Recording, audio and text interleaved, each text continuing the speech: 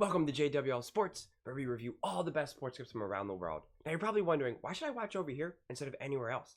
And that's because over there, they don't care about what you have to say.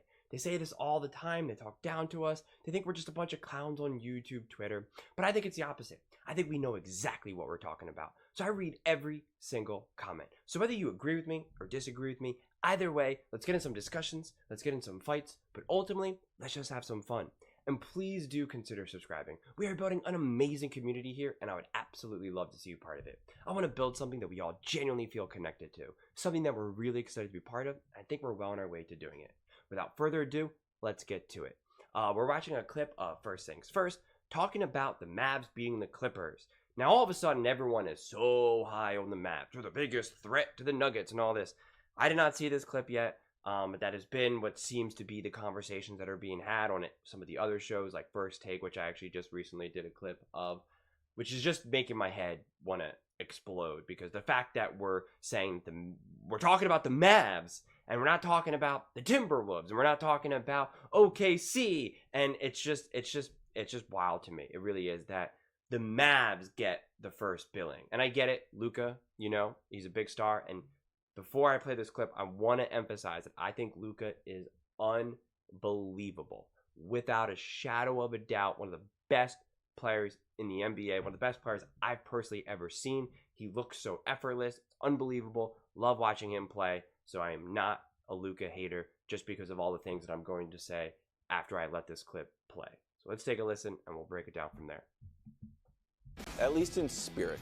He ends the night with 15 points in a low-scoring affair for the defensive-minded Mavericks, who take the W and hold the Clips to 93, bro. Take a look at the Mavs defense. Nick has been talking about this. I said these graphics were fake. Turns out, I had Josh double-check them. They're pretty good on defense. 16-2 when Luka and Kyrie play. Defensive rating, the best in Mavs' last 22 games. So, Brew, with the series tied, has your confidence in your Clippers wavered? Wavered?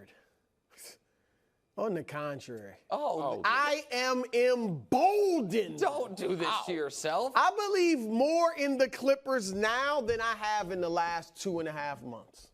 Because Preach, of Kawhi? Brew. Kawhi's, did you see him on the court? Yeah. Yeah, but he's back on the court. That's the key. He was on the court. He wasn't on the bench. What'd you expect? Him to come out and drop 40? No, He's little been more off than for 15. almost a month. Okay. Now, first half, he's getting used to the speed of the game, getting his rhythm, getting used to the offense, everything, all that. Second half, he begins to look a little bit more like Kawhi. I get it. Only 15 points, 4 steals. That's good. But only 15 points. But in the second half, third quarter, 8 points, he started to look like Kawhi. That has me excited. And secondly, there's 3 things. Second thing, James Harden. Oh.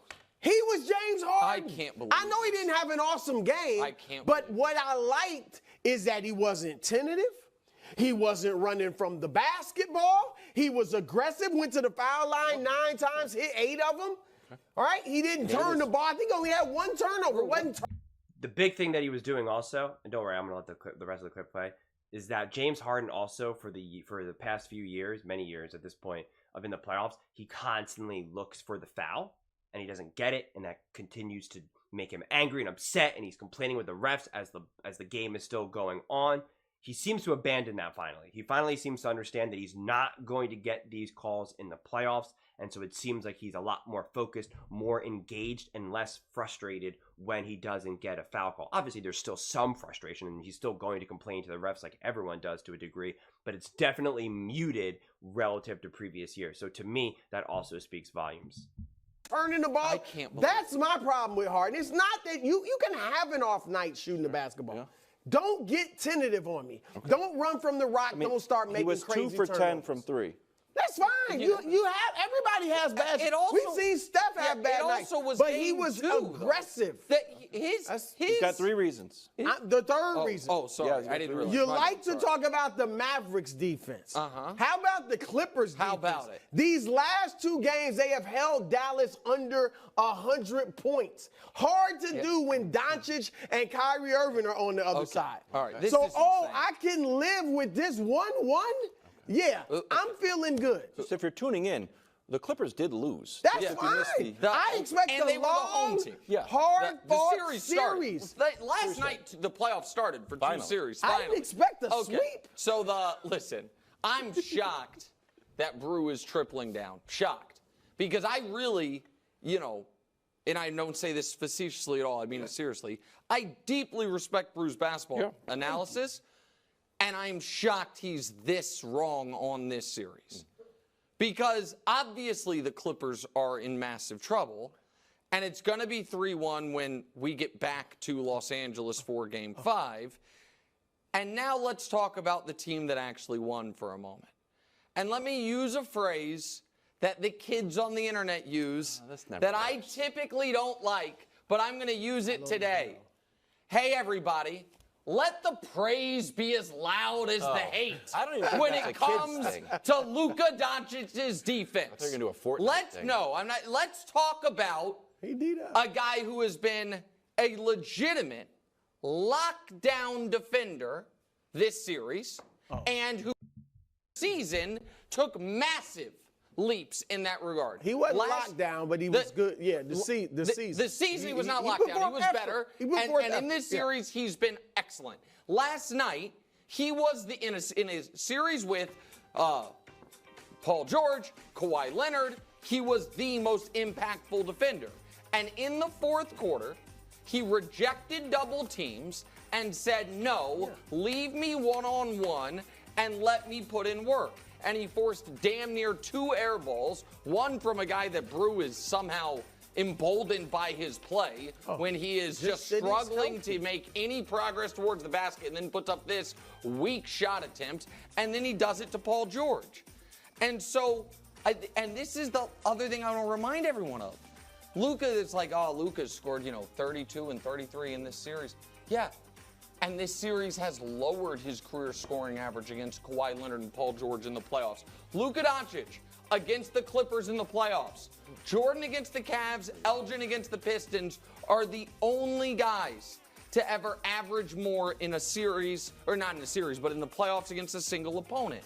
And that is under this context. Luka has been That chart the is betting meaningless. underdog It in literally every means series nothing. of his career, and they have been the road team in every series of his career except for one, the one against the Jazz. You know how it means nothing? Because LeBron James isn't even up there. Steph Curry's not up there. KD, a million greats aren't up there who have won ring after ring after ring after ring after ring. Kobe's not up there. Shaq's not up there.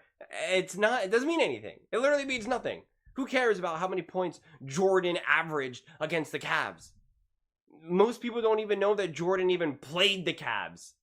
I mean, seriously, most people only ever think about the finals. I mean, never the games leading up to the finals for Jordan. So, like, that's like one of those random stats, which is cool, don't get me wrong, but it's like, who the heck cares? Who truly cares?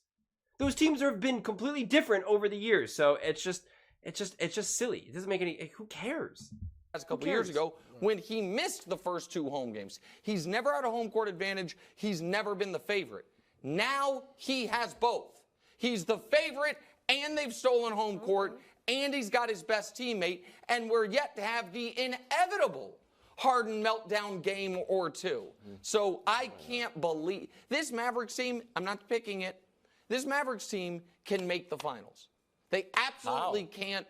What do you mean how? How can they make the finals? Well, they can. Are you picking it Well, or look, not? the Do you winner think- of this series should win the next series. With all due respect to OKC, That's no assuming due they respect take to out OKC. That is no, total no, but they're disrespect to too them. young. We've never seen this in the NBA. Like a team this young that is just your first go round no, and that's- you get that's to true. the conference finals. This is what's driving me crazy about this conversation. Because first off, now, before, this is what Nick said and Bruce said before. They said that the winner of the Denver Nuggets versus the Lakers, that team will win the championship. Now, it's the Dallas Mavericks. And it's like, will you think the Dallas Mavericks are going to be able to hold their own against the Nuggets? The Nuggets who have nothing but pure talent, well-coached, high IQ, maturity, championship pedigree, bona fide veterans, big shot makers. And we're just going to say the Dallas Mavericks, who got rocked by the Kawhi-less Clippers a game ago, and now they win a close game by 3 points, and we're crowning them the champions? Do we know how insane that sounds? And as I always say, you can make the argument that you think the Mavericks can beat the Nuggets or can win the title this season. You cannot make that argument based off of the last 2 games of the Clippers versus the Mavericks. That does not make sense. That's like saying, I saw the Kansas City Chiefs lose game 1 against the Detroit Lions, and I think that the Chiefs are going to win the Super Bowl because of that game. You can believe that the Chiefs are going to win the Super Bowl, but it has nothing to do with the fact that they lost that game against the Detroit Lions. So it just doesn't make sense. The logic does not make sense. Zero. I can't make sense of it. I genuinely struggle because it's just so absurd to me. Luka has not shown any maturity. None. He's still fighting with the refs every 5 seconds. He's getting teed up in a close back and forth game. He's screaming at the fans, trash talking to the fans. That's not what actual mature, ready to win champions do. Do you see Luka doing that? Do you see Jamal Murray doing that? Do you see LeBron doing that? Do you see Steph doing that? No. They definitely are not doing it in the first round of the playoffs. Like, what are we talking about? And yes, Kawhi Leonard played bad. He was short on all his shots. Newsflash, that has nothing to do with defense of Luka. He didn't have his legs underneath him yet. And I'm not necessarily saying that the Clippers are going to 100% win this game. You guys know at this point that I don't like predictions. Although I did say that I think that if Kawhi is, fully ready to go, that the Clippers, can win this game, but it'll be a fun series to watch. And so far it is. But this idea that now the Dallas Mavericks have now skyrocketed to the top of the sheet of, potentially winning it all, I just think is just absurd. I mean, you know who's looked dominant? The Minnesota Timberwolves. You know who looks amazing? The Denver Nuggets. You know who's the number 1 seed? OKC. So everyone just automatically assumes that OKC is just going to lose no matter who they play. No, they're just done. They're losing. They'll lose to the Clippers. They're going to lose to the Mavs. I can't make sense of it. I really, really can't. I think this whole thing is just so absurd.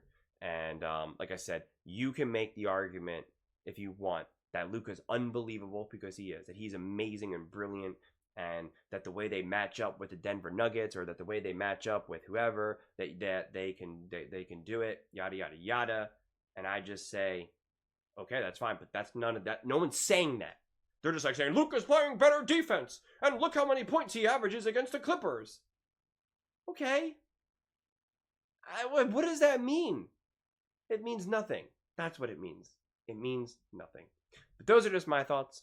I would absolutely love to hear yours. What do you think about the Clippers versus the Mavs? Do you think that the Mavs can now win a championship? Let me know in the comments below. Whether you agree with me or disagree with me, I read every single comment. So let's get in some discussions. Let's get in some fights. But ultimately, let's just have some fun. And please do consider subscribing. As I said, we are building an amazing community here, and I would absolutely love to see you part of it. I want to build something that we all genuinely feel connected to. Something that we're really excited to be part of. And I think we're well on our way to doing it. And please don't forget to give this video a thumbs up, as it really does help with the visibility and the algorithm. Thank you so much, and see you next time.